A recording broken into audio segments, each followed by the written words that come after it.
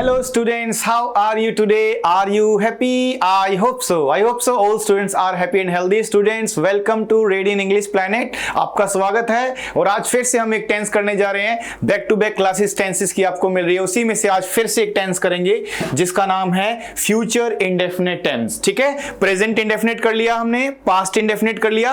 आज की क्लास में करेंगे फ्यूचर इंडेफिनिट टेंस. तो देखते हैं फ्यूचर इंडेफिनिट टेंस में क्या क्या बातें ध्यान रखनी चाहिए. तो देखते हैं, ध्यान से पढ़ना एक एक स्टेप. तो नाम है द फ्यूचर इंडेफिनिट टेंस और इसी को बोलते हैं सिंपल फ्यूचर टेंस. ध्यान रखना, फ्यूचर इंडेफिनिट और सिंपल फ्यूचर एक ही बात होती है. अब सबसे पहले कोई भी टेंस जब पढ़ते हैं तो सबसे पहले इंपॉर्टेंस क्या होती है? रूल पता होना चाहिए. रूल पता होना चाहिए. तो इसीलिए पहले बनाते हैं हम इसका एक रूल बनाते हैं कि क्या रूल होना चाहिए. तो जब आपने कभी फ्यूचर इंडेफिनिट टेंस को पढ़ा होगा तो सबसे पहले नंबर पर हमें क्या यूज करना होता है? एक सब्जेक्ट होता है और सब्जेक्ट के बाद याद करो हेल्पिंग वर्ब लगानी पड़ेगी. और कौन कौन सी हेल्पिंग वर्ब लगाते हैं? तो इसमें हम दो हेल्पिंग वर्ब का यूज करते हैं, एक विल का और एक शेल का. तो जहां जहां फ्यूचर इंडेफिनिट आता है वहां हेल्पिंग वर्ब के रूप में विल और शेल लगाना पड़ेगा. ध्यान रखना आप लोग. फिर उसके बाद आती है वर्ब की फर्स्ट फॉर्म और फिर आप यूज करते हैं एज यूजुअल लास्ट में किसको यूज किया जाता है? ऑब्जेक्ट को. तो इस तरह से हमारा एक रूल तैयार हो गया फ्यूचर इंडेफिनिट का कि सब्जेक्ट लगाना है, विल शेल यूज करना है, फिर वर्ब की फर्स्ट फॉर्म यूज करनी है और साथ में क्या लगाएंगे हम लोग? ऑब्जेक्ट लगाएंगे. अब ध्यान से देखें. अब दूसरा स्टेप क्या है? चलो मान लीजिए तो रूल मिल गया हमें. अब हर एक टेंस की अपनी ही हेल्पिंग वर्ब होती है. तो इस टेंस के पास भी हेल्पिंग वर्ब है लेकिन रूल के अंदर ही आपको हेल्पिंग वर्ब दिख रही है. तो अगर मुझे कभी हेल्पिंग वर्ब की जरूरत पड़ती है तो मैं इसको नाम दूंगा हेल्पिंग वर्ब. और इस टेंस की हेल्पिंग वर्ब क्या है? इस टेंस की हेल्पिंग वर्ब हमारे सामने है विल और शेल. तो जब आपको हेल्पिंग वर्ब चाहिए होती है तो आप किसका यूज करेंगे? विल शेल का. रूल के अंदर पहले से ही विल शेल यूज किया हुआ है. आपको अलग से भी हेल्पिंग वर्ब का रिक्वायरमेंट होता है नेगेटिव बनाने के लिए, इंटरोगेटिव बनाने के लिए. तो विल और शेल का यूज कर लेना नेगेटिव बनाने के लिए, इंटरोगेटिव बनाने के लिए. तो ये एक रूल मिल गया. अब ध्यान से देखिए, जैसे मुझे एक सेंटेंस बनाना है, कोई भी फ्यूचर का सेंटेंस देखते हैं. जैसे हिंदी में आप लोग कैसे याद करते थे? हिंदी की साउंड से पता चल जाता था. गा गे गी, जैसे ता है, ती है, ती है प्रेजेंट इंडेफिनिट, ता था, ते थे, ती थी पास्ट इंडेफिनिट. ऐसे ही फ्यूचर के लिए क्या यूज करते थे? गा गे गी, यानी मैं कल क्रिकेट खेलूंगा. इस तरह से गा गे गी की साउंड आनी चाहिए. तो एक सेंटेंस बनाते हैं, कि she dash play cricket tomorrow. इस तरह से हमारा एक सेंटेंस बन गया. अब देखो ध्यान से, तो इसमें फ्यूचर की बात हो रही है. फ्यूचर की बात है तो हमें वर्ड भी फ्यूचर का चाहिए होगा और हम यहां पर प्ले के साथ क्या यूज कर लेंगे? विल और शेल. विल और शेल में से कोई एक लगाना पड़ेगा. तो शी के साथ हम यहां पे क्या यूज कर सकते हैं? विल. क्या लगाएंगे? विल. अब देखो, अगर डाउट आ रहा है कि विल और शेल में क्या अंतर है तो धीरे धीरे आगे आपको क्लियर हो जाएगा कि क्या अंतर है. लेकिन अभी के लिए हम क्या यूज करेंगे इसमें? She will play cricket tomorrow. तो ये इंडिकेशन है कि हम कौन सा टेंस बना रहे हैं. This is future indefinite tense. ये है फ्यूचर इंडेफिनिट टेंस. ठीक है ना? Where to use the future indefinite tense, कहां लगाना चाहिए? फ्यूचर इंडेफिनिट बना हुआ है. और देखो ध्यान से, मैं एग्जांपल लेता हूं, एग्जांपल से बात क्लियर हो जाएगी. और जैसे मान लीजिए हमें किसी का एज बताना है. मान लो सपोज करो मैं यहां पे एक नाम लिख रहा हूं राहुल. अब मैं लिखता हूं Rahul dash be 20 years old in 2025. अब देखो क्या लिखा है कि राहुल 2025 में 20 वर्ष का हो जाएगा. अब देखो ये चीज फ्यूचर में है लेकिन ये होना तय है. इसी को बोलेंगे श्योर टू हैपन, कि कुछ काम होने फिक्स होते हैं कि वो होंगे ही होंगे.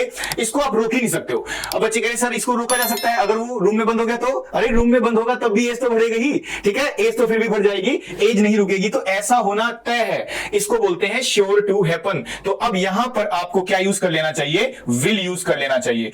Rahul will be 20 years old in 2025. ऐसे. अच्छा, विल और शेल का कंफ्यूजन है वो धीरे धीरे ठीक होगा आपका.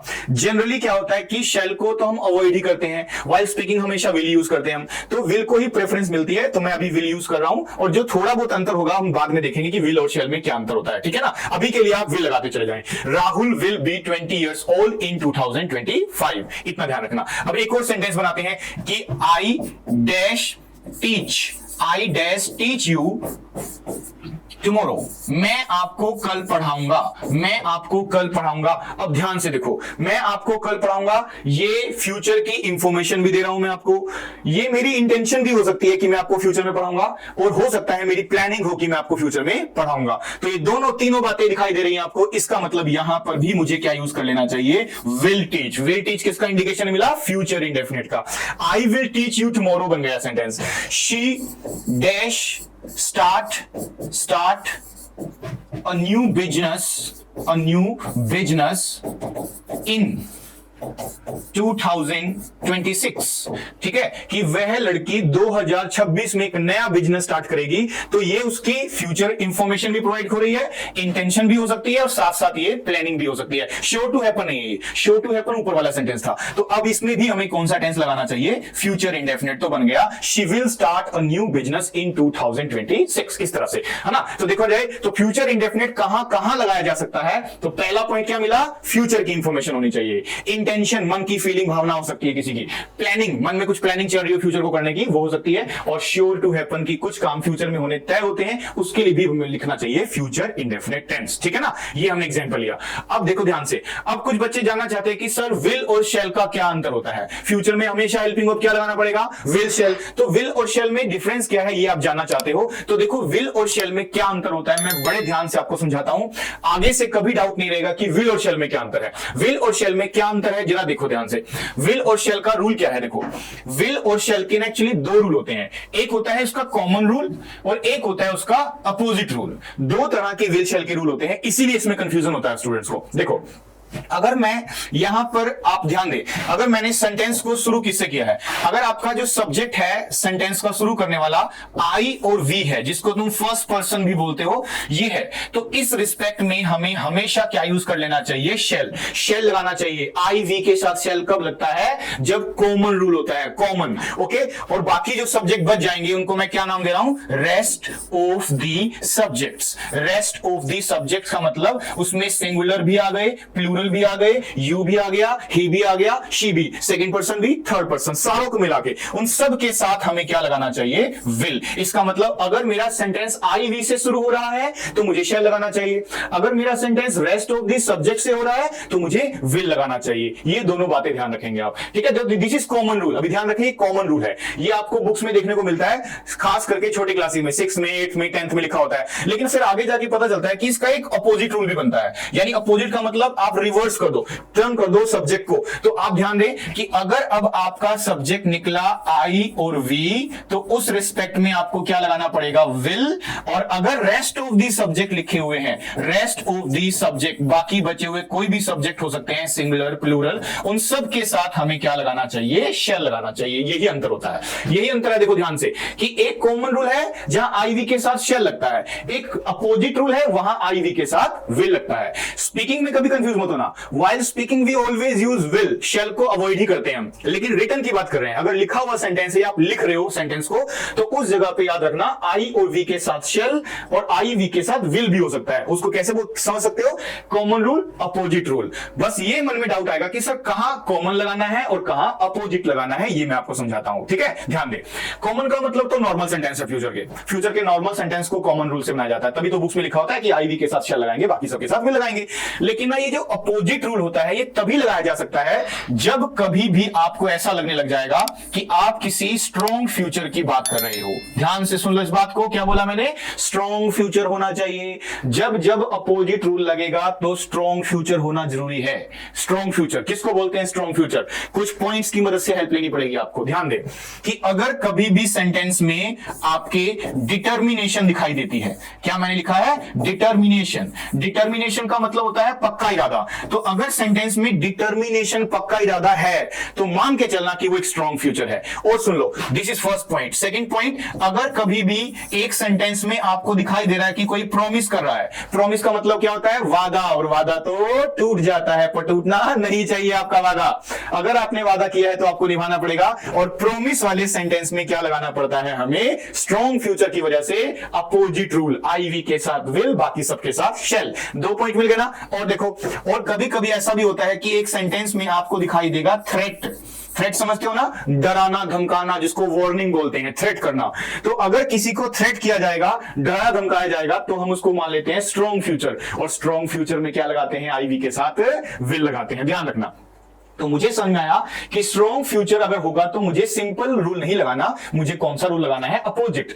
कैसे पता चलेगा तुम्हें स्ट्रॉन्ग फ्यूचर है? एक सेंटेंस के अंदर पढ़ने से लग जाएगा कि डिटर्मिनेशन है, एक सेंटेंस में पढ़ने से पता चलेगा प्रॉमिस है, एक सेंटेंस में पता चलेगा थ्रेट, डराने धमकाने की बात कर रखी है, तो आपको पता चल जाएगा ये एक स्ट्रॉन्ग फ्यूचर है, ठीक है ना। अब मैं कुछ सेंटेंस लिखता हूं आपके लिए, उस सेंटेंस के थ्रू अब बताना, ध्यान से देख लो सारा कुछ। अगर अब मैं सेंटेंस लिखता हूं, उसमें आप बताना कि ये कॉमन रूल लगना चाहिए कि स्ट्रॉन्ग लगना चाहिए। स्ट्रॉन्ग में उल्टा रूल लगेगा, ठीक है। जैसे मान लीजिए एक सेंटेंस सबसे पहले लिखता हूं मैं, सबसे पहले कि I dash kill you, I dash kill you, ऐसे लिख दिया मैंने।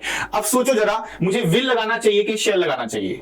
अब आप देखो, ऐसा सेंटेंस जो भी किसी को बोलता है कैसे बोलता है, I will kill you, I will kill you, I shall kill you, कितना और लग रहा है पढ़ने में। रीजन क्या है कि जब आप किसी को बोलते हो आई किल यू, तो इसका मतलब होता है कि आप किसी को डराने धमकाने की बात कर रहे हो, डरा रहे हो, वार्निंग दे रहे हो। और वार्निंग किसको बनाया जाता है, फ्यूचर, स्ट्रॉन्ग को। और स्ट्रॉन्ग की वजह से आई के साथ हमें यहां पे क्या ऐड कर लेना पड़ेगा, विल ऐड करना पड़ेगा। तो क्या बन जाएगा, आई will kill you, that means strong future. यहां पे दिखाई दिया मुझे, दिस इज वार्निंग। और देखते हैं लाइक कि I dash call you tomorrow.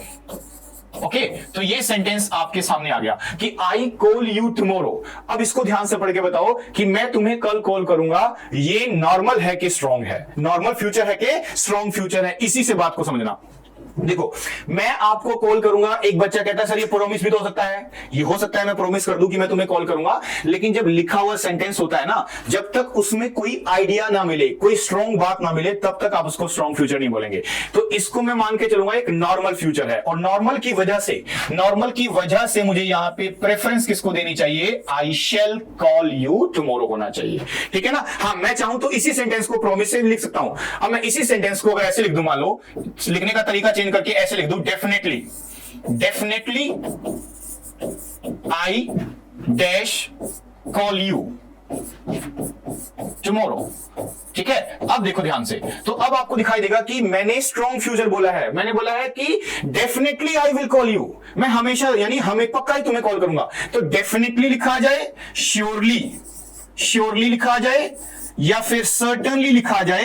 तो ऐसे वर्ड्स के आने से हमारा स्ट्रॉन्ग फ्यूचर बनता है। मैं वादा कर रहा हूं, मैं प्रॉमिस कर रहा हूं कि मैं पक्का ही तुम्हें कॉल करूंगा, तो जैसे ही डेफिनेटली, श्योरली, सर्टेनली आया, तो मुझे यहां अब आई के साथ शेल ना लगाते हुए क्या लगाना चाहिए, विल को प्रेफरेंस मिलेगी, ध्यान रखना, प्रेफरेंस मिलेगी कि I will call you tomorrow, definitely लिखा है इस वजह से, है ना। बात समझ में आई। देखो, फर्स्ट वाला हमें क्या दिखाई दिया, थ्रेट, डराने धमकाने की बात हो रही है। सेकंड वाला हमें क्या दिखाई दे रहा है, सेकंड वाला हमें दिखाई दे रहा है कि इसमें मैं वादा कर रहा हूं, लेकिन इसमें नहीं, सेकंड वाले में, डेफिनेटली वाले में वादा माना जाएगा। और देखो, जैसे मान लीजिए मुझे लिखना है नेक्स्ट सेंटेंस कि I dash try my best to teach you English. Okay, तो अब ध्यान से देखें कि I dash try my best to teach you English, मैं आपको इंग्लिश सिखाने की पूरी कोशिश करूंगा। तो जब हम ऐसा सेंटेंस किसी को बोलते हैं कि मैं पूरी कोशिश करूंगा ये काम करने की, तो यहां हमारा डिटर्मिनेशन दिखाई देता है, पक्का इरादा, स्ट्रॉन्ग विल पावर दिखाई देती है। तो इस रिस्पेक्ट में मुझे यहां पर क्या लगाना चाहिए, शेल नहीं आपको लगाना, यहां पे हमें क्या लगा देना चाहिए, that is will. I will try my best to teach you English. कितना अजीब लगेगा, I shall try my best, no गलत है, आई विल होना चाहिए, क्योंकि इसमें डिटर्मिनेशन दिखाई दे रहे हैं। हाँ, जिन बच्चों को डाउट हो कि सर अगर मैं आई को बदल के शी यूज कर लूं कि वह लड़की अपना बेस्ट देगी, तो अब यहां पे अपोजिट रूल अभी भी काम करेगा। तो यहां पे आपको क्या लगाना पड़ेगा, शेल। हालांकि पढ़ने में थोड़ा अजीब लगेगा कि she shall try her best to teach you English, लेकिन क्या है कि ना, ऐसा हम किसी और के लिए नहीं बोलते हैं, हमेशा अपने लिए बोलते हैं। तो ज्यादातर हम आई या फिर वी से ही सेंटेंस बनाते हैं। जैसे आप लोग एक वादा कर सकते हो मुझे कि sir we dash try our best to crack the exam this year इस साल हम एग्जाम क्रैक करने की पूरी कोशिश करेंगे। तो ये आप लोगों का डिटर्मिनेशन है और यहां पे मुझे वी के साथ भी क्या लगाना पड़ेगा, will. We will try our best to crack the exam this year, ऐसे होना चाहिए, ठीक है ना। तो ध्यान दे, आपको समझ में आ रहा होगा कि किस तरह से बातें ध्यान रखनी है। पहले आई विल में हमें क्या दिखाई दिया, दिस इज कॉल्ड व्हाट, डराना धमकाना, थ्रेट, डरने की बात हो गई।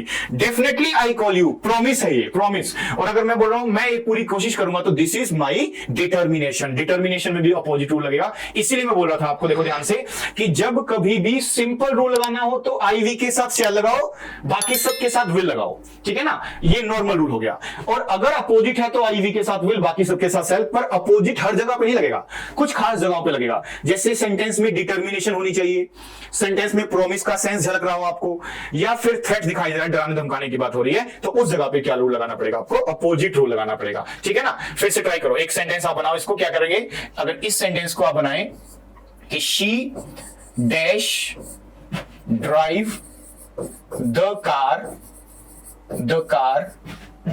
Next morning.